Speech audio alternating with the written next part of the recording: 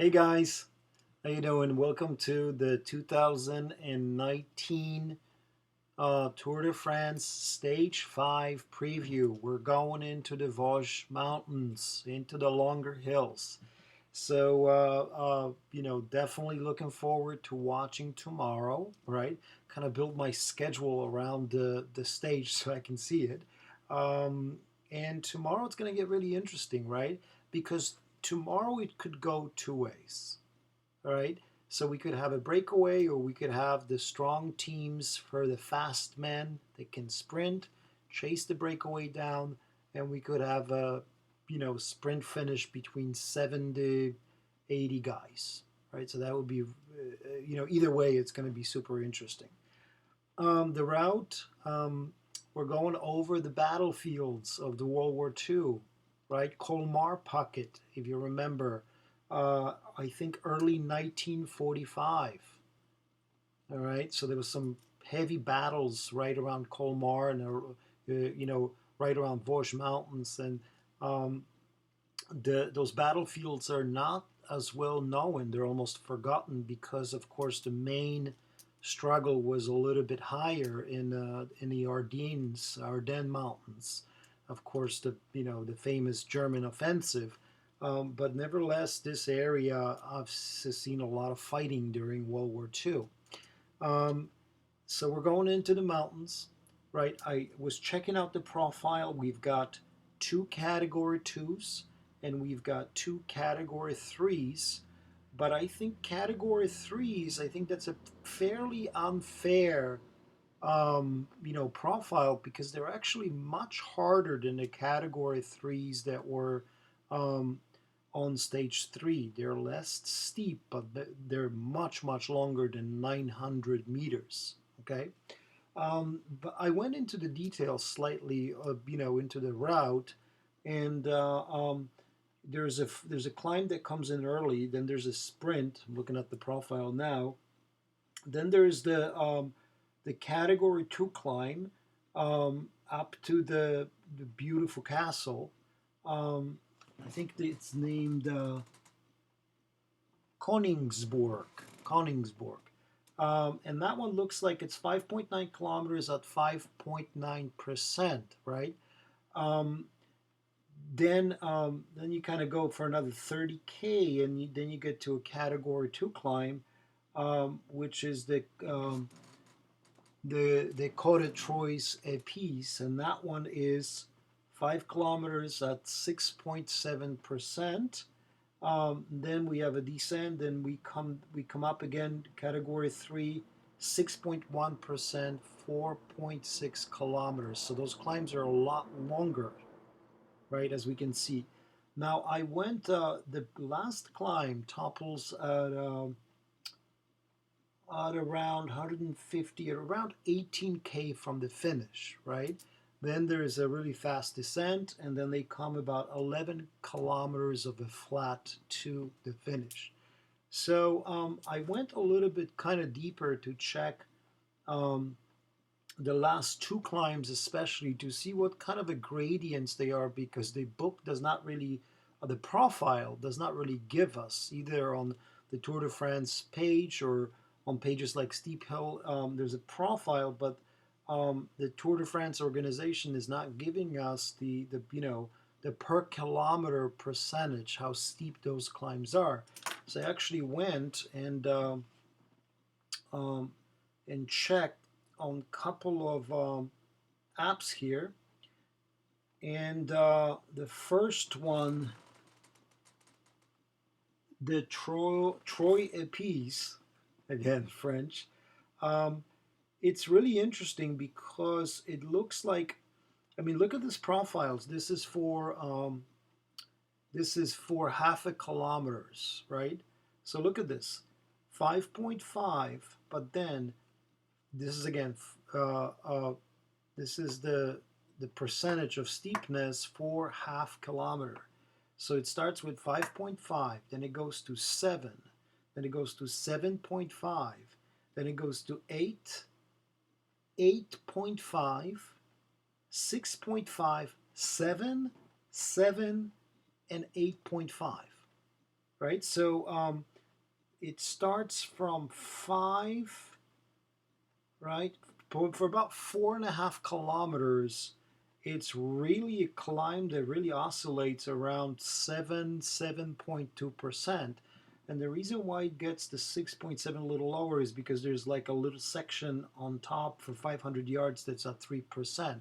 So this climb is actually harder than what the profile states at 6.7%. It's actually a lot harder in percentage. So, that's a good clue to kind of know that just looking at this climb, pure sprinters are just not getting over this, right? They're just not getting over this. So the next climb, so this topples at this topples at 35 kilometers to go. The next climb, I'm checking on my phone here,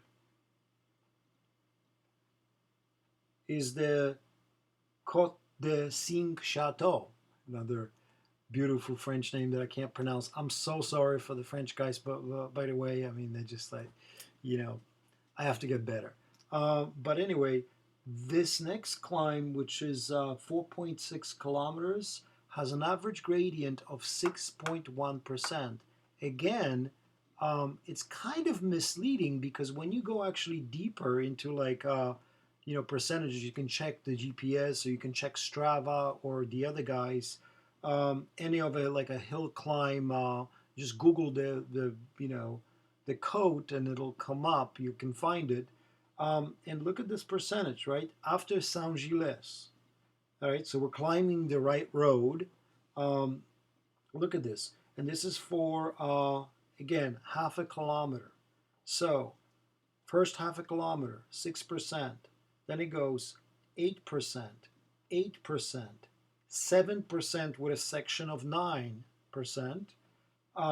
Then it goes a 3% with a little section of 9%. But then look at this. It goes to 9%, right? This is for 500 yards. Then it goes to 8% with a section of a 10%, with a ramp of 10%, 6.5%, 7.5%, and then it flattens out to 3. So pretty much, if we look at this, right?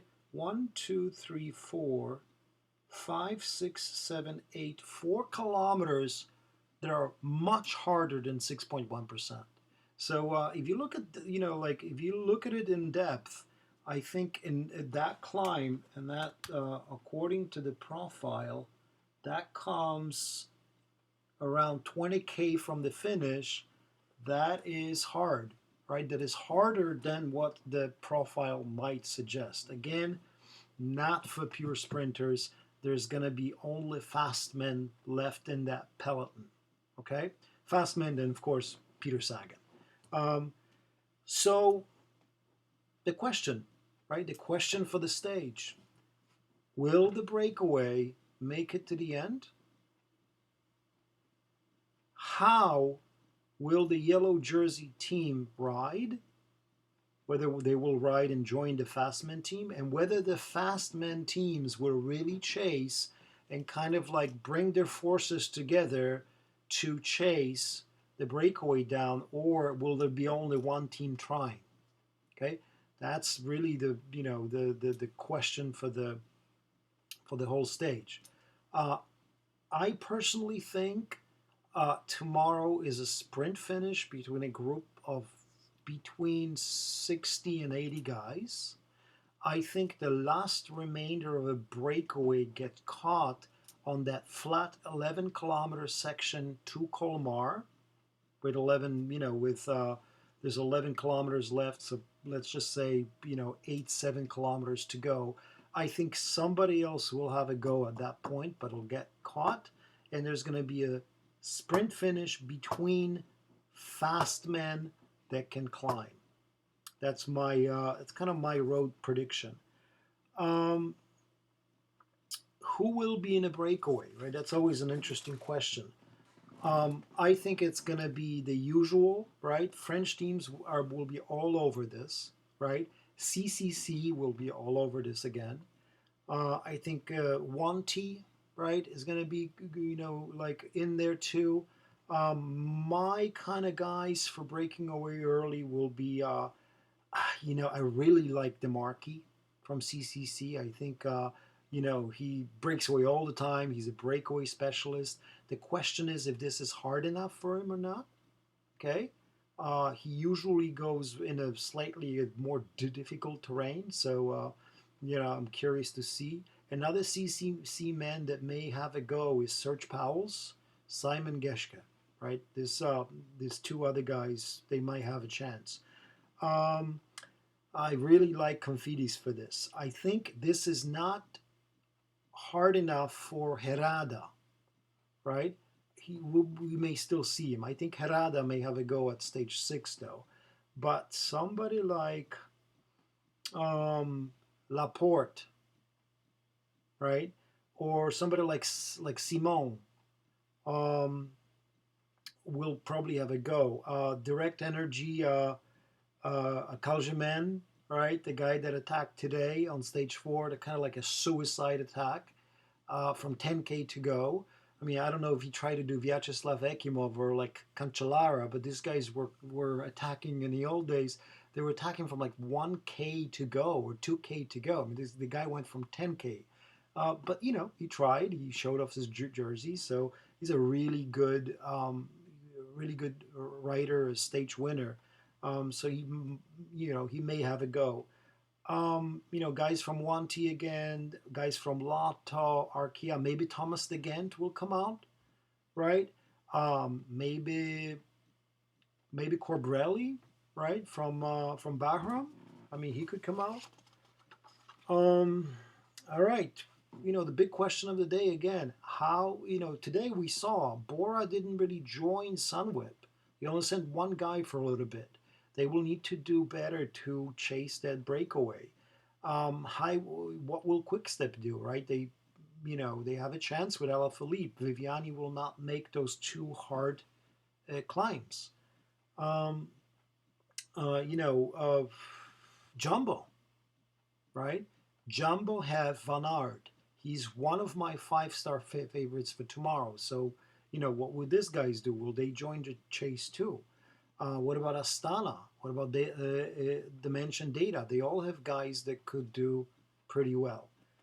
Um, my prediction is again, the early breakaway. The peloton will try to kind of control the advantage, right? They will not try to catch him first because if they catch him too early, right before, right in the middle of those climbs, the last two climbs, somebody else might have a go, right? So they don't want to do it too early. They want to control it. I think they'll try to catch him on that 11K before the finish in Colmar. Um, and who are my favorites, right? I'm 3 out of 4, so I'm hoping that tomorrow I'm going to get one too. I have strong favorites for tomorrow. Um, 5-star favorites. My top 5-star favorites got to be Peter Sagan. He's kind of frustrated, right? I'm not really sure um, how frustrated and what his opinion is on Bora supporting more of a GC this year than supporting him. Bora left out, one of his personal friend, the Polish rider, the one that won the TT championship, and the one that won the Tour de France stage, home. They left him home. I forget his name. So he only has Daniel Wass and maybe Bennett, right, to help. All the other guys are basically helping out the GC candidates, the Bookmans and Coings. So I don't know what his thought on the team initially was, right, on the team selection, but I think he must be feeling pretty frustrated because he's close, but he's not getting victories, right? So tomorrow I think is a perfect stage for him. He's tailor made, and I seen I was taking a look at Tour of Switzerland before the race to prepare for the Tour de France, and there was a stage which is almost tailor-made like the stage Tour de France stage tomorrow to Colmar, and it had like 4 or 5 Category 2 climbs, and it was Sagan that won it against Alaphilippe. So again, Sagan could do really well here tomorrow. Um, Other 5-star picks, I think Jumbo Van Aert, right? Van Aert did win the stage in Delpien. He also was leading the race for a while, so he's excellent. He's young. He's hungry. His friend Tunis already got the stage win, so there's competition within Jumbo between the sprinters. So it's going to be really interesting what he does. Um, I think Michael Matthews from Sunweb must also feel a little bit frustrated, and I think this is the stage for him as well. 4-star guys, um, Greg Van Avermaet, always there, right? I don't think he has a chance to win against the likes of Michael Matthews or Peter Sagan, right? I think definitely Peter Sagan survives. I'm not sure how Michael Matthews will do on Category 2 climbs that are steeper and longer. I think he also survives, but we'll have to see. But Van Avermaet for CCC is going to be definitely there. If he like doesn't crash, he's probably a guaranteed top 5, if not top 3. Luis Leon Sanchez for Astana. I'm not sure how his duties are going to be, but for if he's going to be supporting, looking out for Fulslang or looking out for Lutsenko. But I think Leon Sanchez is always in a mix when it comes to a sprint between 50, 60, or 70 guys, especially after 3 hard mountains. Um, Bassenhagen, right? Always in a mix too for the Dalmatian for Dimension Data. Nizzolo is going to be eliminated, so he's going to get his chance there. Um, Alaphilippe, of course, he has to be there, right? He's got a really good sprint. He could get to top 5, and on a good day, he could win out of 50, 60 guys. Alejandro Valverde is my 3-star favorite. Um, Always competitive in a sprint, especially late after the hills. So I really think he's gonna get, he's gonna, if he is gonna compete for the sprint, he's definitely gonna be in top 5, top 6. Matteo Trentin may survive for Quick Step. Sonny Colbrelli, definitely. Jasper Steven did really well on stage 3, so I think he's gonna be there again. Xandro Maurice, right? That guy, kind of did really well in Daupien. All was there on stage 3 in the finish. They finished high up in top 10, so I think he's going to be there. Um, if I were going to pick one guy only, my absolute favorite tomorrow is going to be Peter Sagan, right? Definitely the fastest out of the fast men who could climb. He's a rarity, right? He could do several cat 2 climbs and still win a stage. So definitely one of the best chances for him to win. He's not as fast, I don't think, as the top 3 guys, right? Gennewagen, Viviani, right?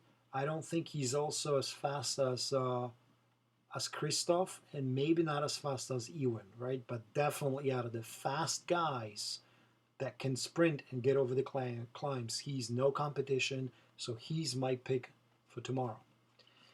All right, guys, I'm gonna go for a ride. Right, we'll see how it goes today. Nice weather out, so another 25 miles. I'm gonna be doing this ride. It's again throughout the Tour de France. Again, I'm no racer.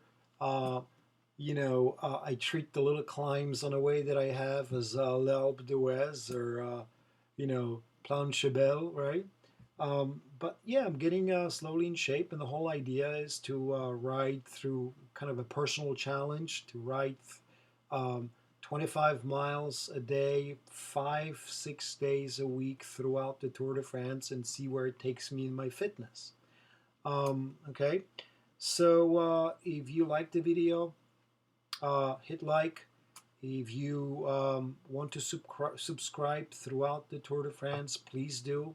I'm thinking about doing, 2 videos every day, especially as we get on to more of a decisive stages. I'm thinking about maybe doing a couple of things live, especially for stage 6, right, coming up.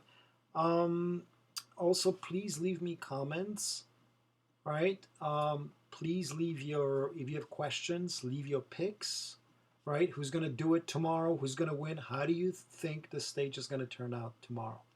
All right, guys, thank you. And have a good night. And please watch tomorrow. All right? Bye-bye.